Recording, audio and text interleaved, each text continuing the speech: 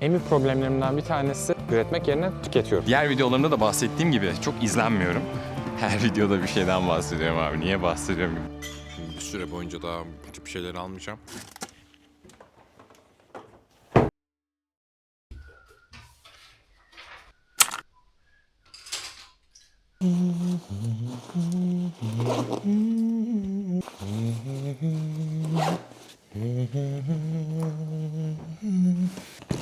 Şimdi şuradan favori şapkamı alıyorum. Bugün yine Rathauss'a gideceğim, belediye binasına. Vermem gereken ufak bir belge var. 12'de yüksek ihtimalle molaya girecektiler. Vakit kaybetmeden çıkmak istiyorum ki halledeyim işi, öğleden sonraya kalmasın. Sabah da güzel bir kahve yapmıştım. Biraz soğudu ama olsun, yine güzel kahve. Nereden aldım? Reve'den aldım bu kahveyi. Chivo'nun hem vaktim yok diyorum hem de bunu gösteriyorum. Chivo'nun şöyle bir kahvesi, Bio Ethiopian diye. 6,5 euroya aldım yanlış hatırlamıyorsam. Ya 6,5 euroya aldım ya da 7 euroya aldım. Fondipimizi yaptık, gidelim artık.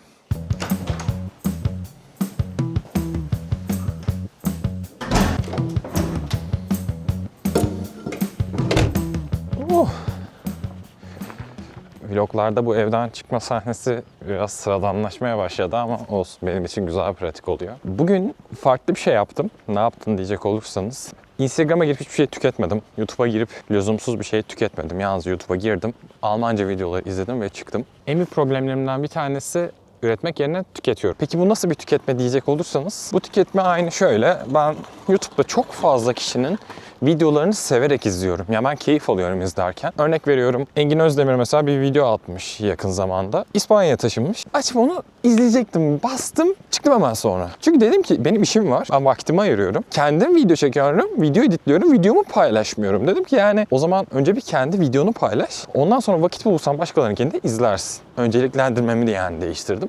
Bakalım, bugün videomu bitirip atmayı hedefliyorum. Neyse. Şimdi Rathauss'a doğru yürüyorum. Hava da bugün soğukmuş bu arada, ellerim üşüdü.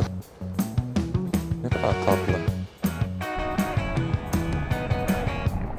Şehir gerçekten o kadar küçük ki neresinde olursanız olun 10 dakika içerisinde merkeze, meydana geliyorsunuz. Ufak bir meydanı var, yani tam kasaba meydanı. Bundan önceki vloglarda da aslında çektim buraya ama güzel bir görüntüsü var. Vloglarımın içerisine öyle ufak ufak eklemek keyifli oluyor. Belediye binasında İngilizce konuşan memurlar oluyor. Ancak problem şu ki danışmandaki kişi çok İngilizce konuşmayı tercih etmiyor. Onunla biraz ilişki kurmam zor olabilir yine. İlk gittiğim gün biraz sıkıntılı olmuştu. Bilerek İngilizce konuşmuyor gibi bir hissiyatı vardı adamın.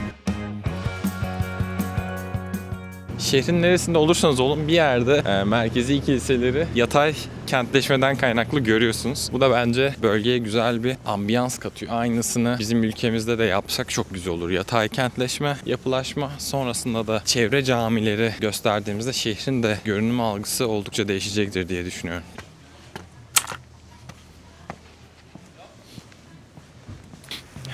Alanımıza geldik. Şimdi gireyim de halledeyim şu işi. A few moments later. Kameranın açısı biraz komiğime gitti. Şimdi hallettim. Dediğim gibi yine abiyle İngilizce konuşamadık. İngilizce bilmiyor da olabilir. Konuşmak istemiyor da olabilir, bilmiyorum. Ama el hareketleriyle vesaire anlaştık ve şurada bana kopisini verdi. Vermiş olduğum kağıdın da şöyle imzalı halini verdi, çıktısını. Copy dedi. Tamam. Her şey okey dedim. Alle good dedim. Alles good dedim. Good dedi. Şimdi çıktım. Bir önceki vlogumu izleyenler olduysa eğer, orada şehir kütüphanesine gidememiştim. Artık o kütüphaneye gidip bir oranın tadına varayım diyorum. Hem şu vloglarımı editleyeyim hem de biraz ders çalışayım. Hadi gidelim. Haydi devam edelim yahu. Sahi yoldayken aklıma bir husus daha geldi. Ondan da bahsetmek istiyorum sizlere. Şu an fark ettiğiniz üzere Türkçe konuşarak vlog çekiyorum. Ama kafamda bir soru işareti var. Vlogları Türkçe yapıp yapmama konusunda. Ana dilini konuşmaya dikkat eden ve bunun değerli olduğuna inanan birisiyim. Ancak düşündüğüm bir nokta var ki o da YouTube'da insanlara erişme konusu. Maalesef diğer videolarımda da bahsettiğim gibi çok izlenmiyorum. Bu majör bir problem değil benim için ama dünyanın geri kalanına erişebilmek için de İngilizce en uluslararası dil şu anda. Bir süre boyunca içeriklerimi Türkçe üretip baktım ki karşılığını çok bulamıyorum. Bu çok olağan, çok normal. Bununla birlikte de ya İngilizce konuşup alta Türkçe altyazı yapacağım. Ya da ki bu olabilir mi bilmiyorum ama alternatif bir şekilde hem İngilizce hem Türkçe seslendirip aynısını atmaya çalışacağım. Bunu izlediğim videolarda kanallar şöyle yapıyor. Yapay zekaya veriyor. Yapay zeka yapıyor ama inanılmaz kötü. Çok kötü yani. Kötü ötesi. O yüzden belki bir ihtimal duruma göre ileriki zamanlarda değiştirebilirim. Burada da her şeyden evvel ailemi düşünüyorum. Teyzemleri hatta yani teyzemleri düşünüyorum. Çünkü teyzemler İngilizce bilmiyor. Bu çok normal yani olmayabilir. Buradan da Emine teyzeme, Sevinç teyzeme, Gülşah teyzeme, Selma teyzeme, Figen yengeme herkese selam söylüyorum. Hani onların bu hususta izlerken Türkçe daha çok keyif alacaklarını bildiğim için aslında Türkçe anlatmak benim de taraf olduğum kısım. Ama dediğim gibi eğer çok izlenmezlerse ileriye dönük içerikleri İngilizceye çevirebilirim. Şöyle eski yapılardan çok var bu arada. Onu da göstereyim dedim.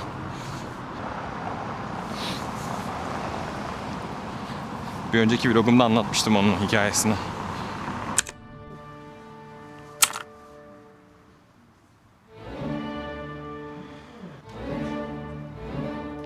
Şimdi A1 kitap bakıyorum.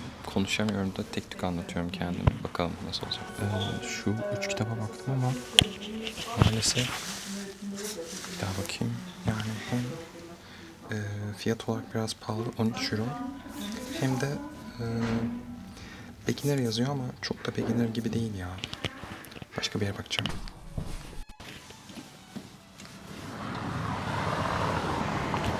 Gayet tatlılardı ama bir problem vardı ki hem pahalıydı, 13 euroydu. İnternetten bulup internetten okumak şu an için daha sağlıklı. Almanya'da biraz kitaplar pahalıymış. 13 euro çok fazla. Şu anda sahip olmadığım bir şeyden de daha bahsedeyim. Her videoda bir şeyden bahsediyorum abi. Niye bahsediyorum gibi. Bunu bahsetmiyorum.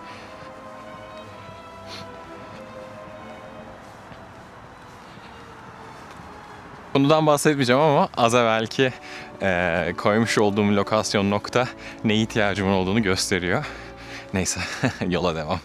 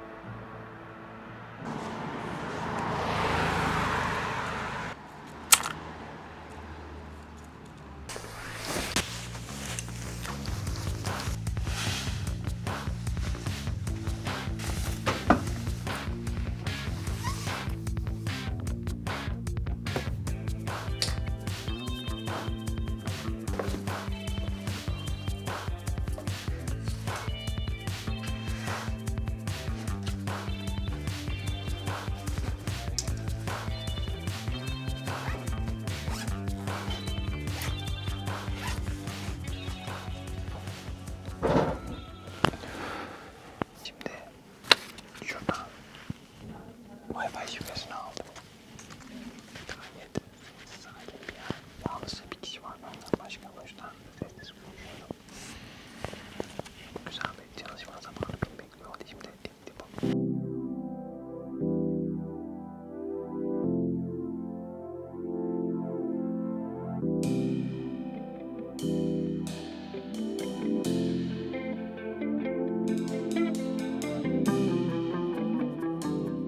Three hours later.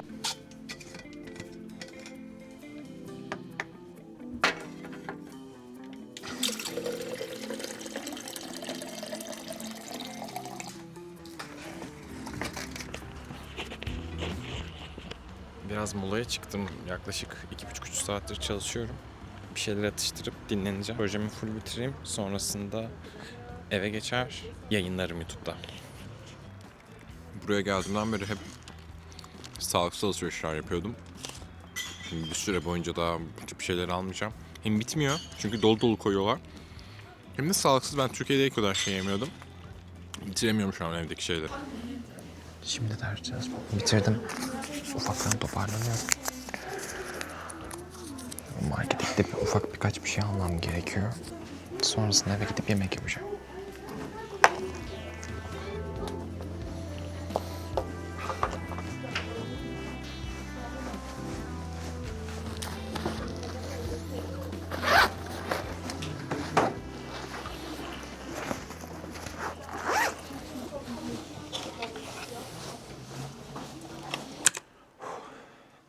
Şimdi eve geldim.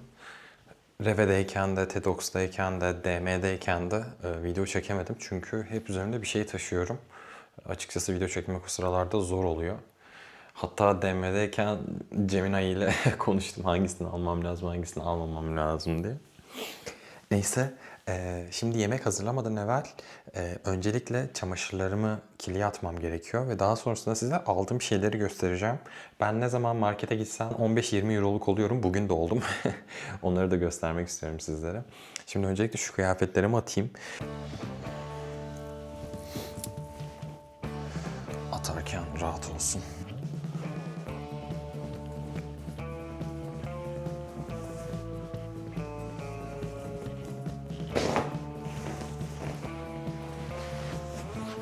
Çevirdiğimi eski haline geri getirmeye çalışıyorum. Güzel bak, bazılarını ters çevirmişim. Bunlar şimdi daha hızlı. Burada kış olduğu için... Evet.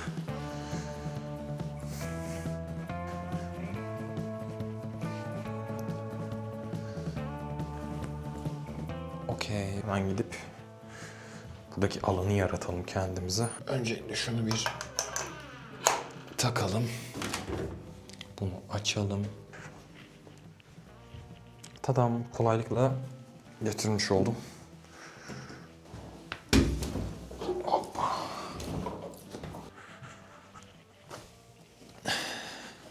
Birkaç kıyafetim de bunun içerisinde var. Bunu da götürelim. Ben bu YouTuber'lık işini çözdüm. Baksanıza, seyir zevki olarak ne izliyorsam internette onları direkt gösterebiliyorum sizlere. Birazcık o tüketim tarafından da pratiğim var. Hep dikkat ederdim yani bu açı nasıl çekiliyor, bu kişi nasıl yapıyor, nerede neye dikkat ediyor. Şu an onların meyvelerini yiyorum. Birazcık uzun süreli çalıştıracağım. 2 tane seçeneği var. Bir buradaki 2 saat süren, bir de Quick Mix 30 dakika sürüyormuş. Şu mix'le yapalım bakalım. Biraz buna göz kararı koymayı planlıyorum ama.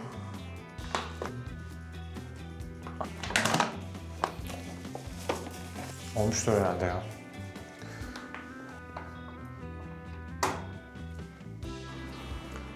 Gelin anlamlarına beraber bakalım.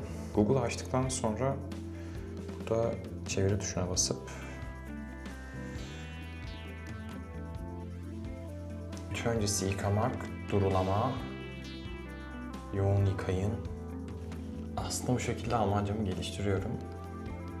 Fertig tamamlandı demek. Schleudern sıkma, spülen durulama, waschen yıkama, bereit hazır demek. Birazdan start'a basacağım. Başlatıyorum. Sırada yemek yapma vakti. Hayır, yemek vakti değil. Neler aldığımı göstereceğim size. Neler aldım, neler ettim. Müller'in bu vanilyalı sütünden aldım. Aynısının böyle farklı bir tipinden daha aldım. Onu da göstermek istiyorum.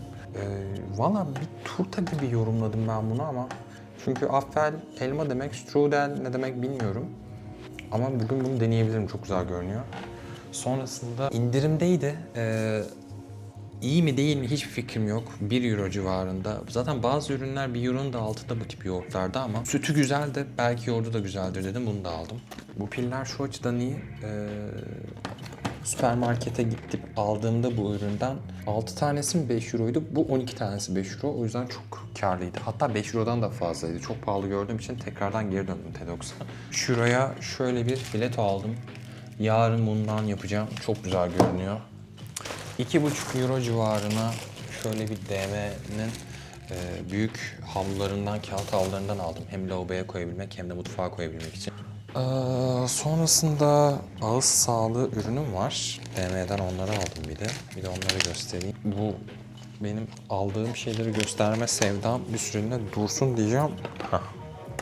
Biraz üst arkadaşımda hassasiyet var. Şu sensitif ürününden aldım. Oktay abi sağ olsun hani bu sensitiflerden al diyordu. Bakalım bunu deneyeceğim şimdi. Umuyorum ki etki eder. Çünkü bazen çok canım acıtıyor, rahatsız ediyor.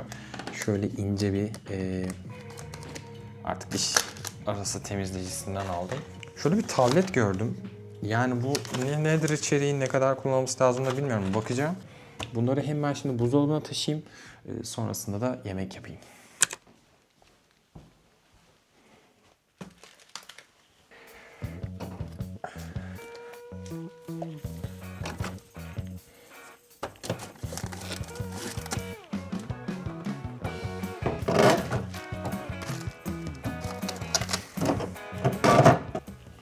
Evet, şimdi eşyalarımızı yerleştirdik. Sırada yemek yapmak. Bugünkü akşam yemeğimizde tavuk var. Şurada da makarna var. Ortaya karışık bir şey yapacağım artık.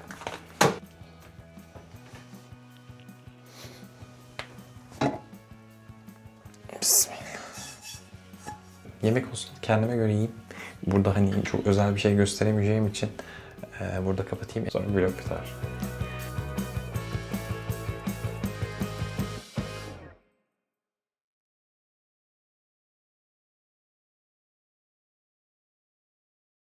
Stop recording. Stop recording. Şöyle koyayım da. Artık iyice şey oldum ya. Neden? YouTuber oldum yani. Giriş açımı bekletiyorum.